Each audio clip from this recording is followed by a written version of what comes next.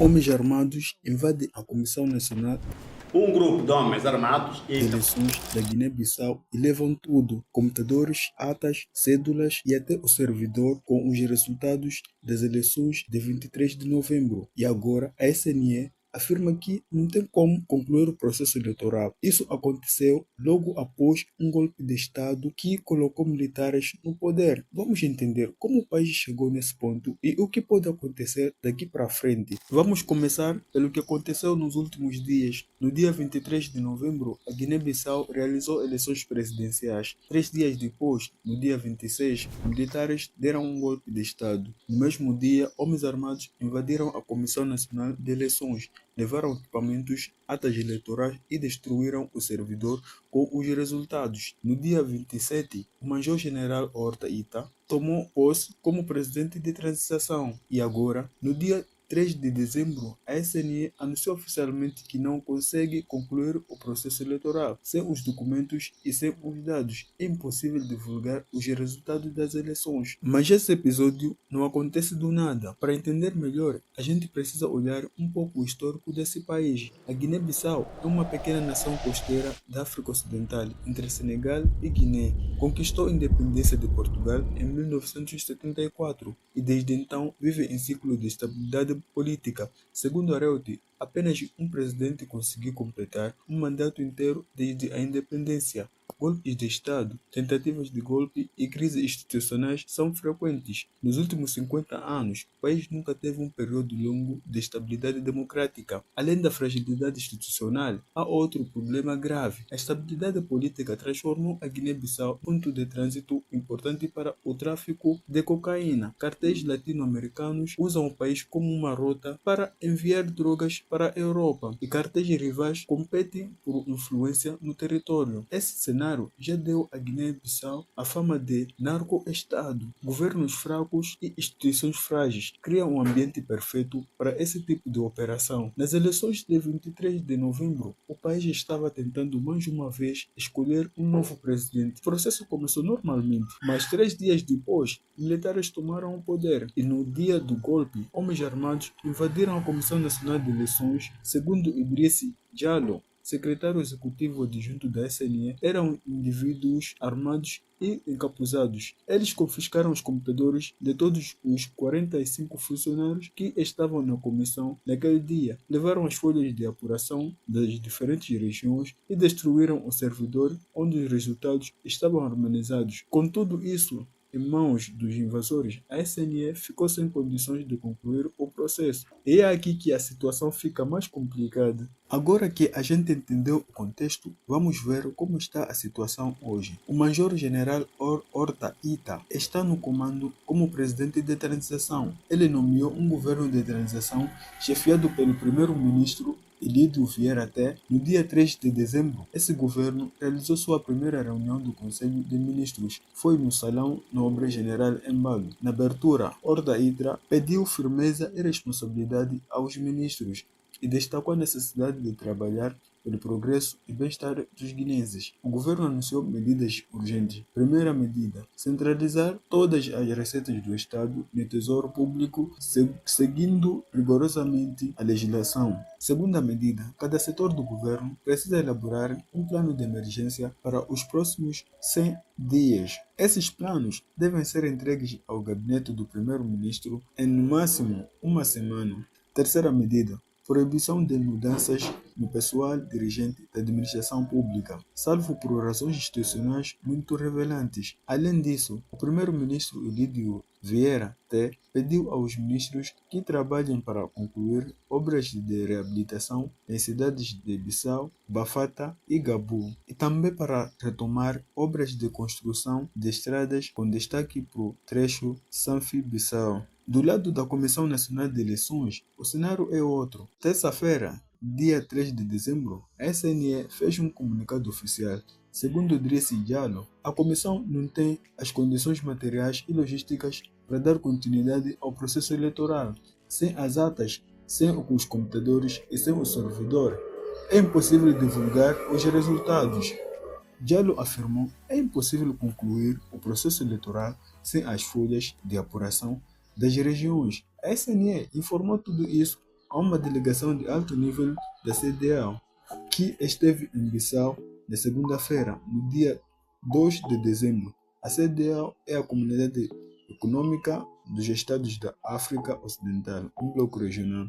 A delegação foi liderada pelo presidente de Serra Leoa, Julius Maada Bio. Eles se reuniram com os líderes militares e com funcionários da Comissão Eleitoral. A CDA está pressionando os militares para restaurar a ordem constitucional e permitir a retomada do processo eleitoral, e já começou a impor sanções contra quem perturbar a ordem constitucional. Os líderes da CDA devem se reunir no dia 14 de dezembro para discutir a crise. Do lado dos militares, a narrativa é outra. Horta Ita, em sua posse, disse que o golpe foi necessário. Segundo ele, era preciso impedir uma desconfiança de narcotraficantes que queriam tomar o controle da democracia guinense. Ou seja, a justificativa oficial do golpe é combater o narcotráfico e proteger as instituições. Mas essa versão enfrenta desconfiança. A grande questão agora é o que pode acontecer a partir daqui. Agora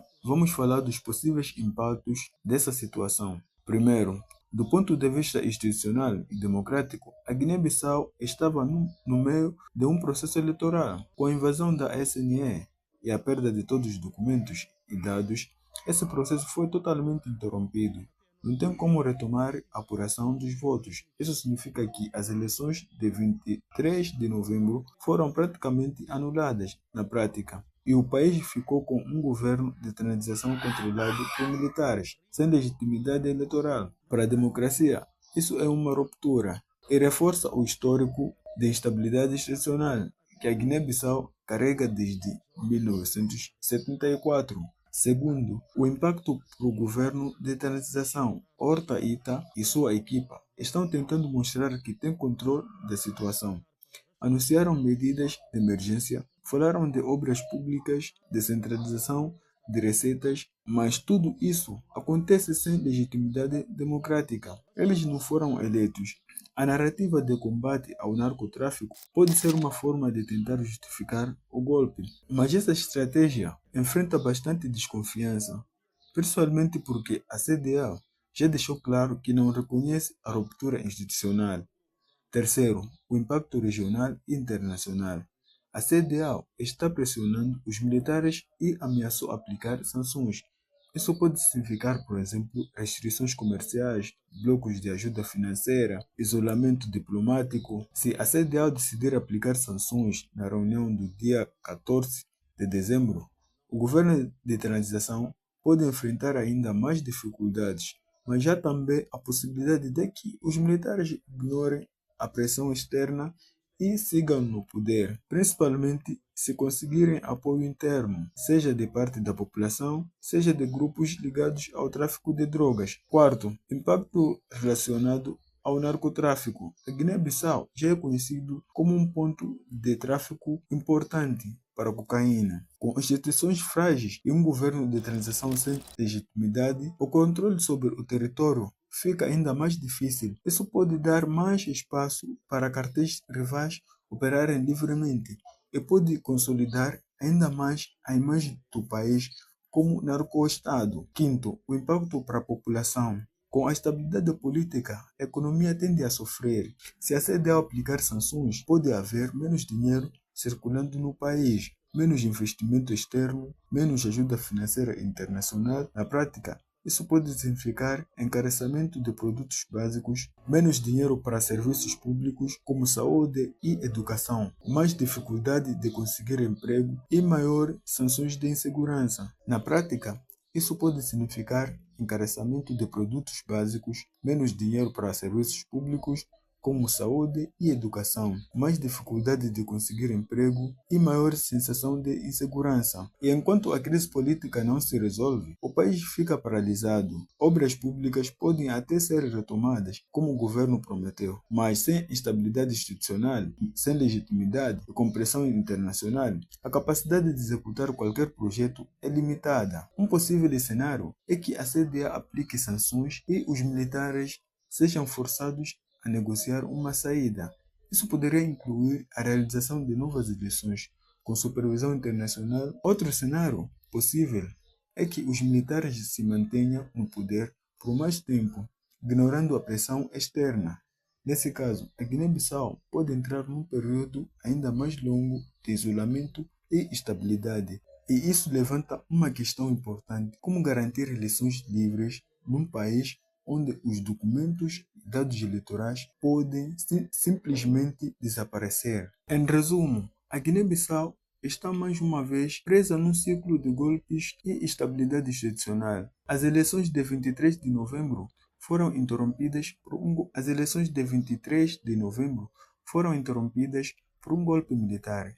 A Comissão Nacional de Eleições foi invadida e perdeu todos os documentos e dados necessários para concluir o processo.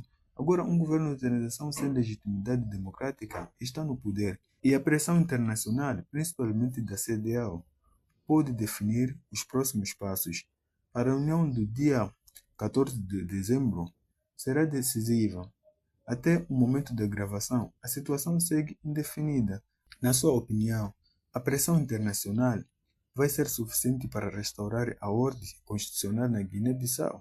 Ou o país vai continuar nesse ciclo de instabilidade política? Se você quiser que a gente continue trazendo mais conteúdos sobre crises na África e em outras regiões, não esqueça de curtir o vídeo, se inscrever no canal e ativar o sininho para não perder os próximos conteúdos.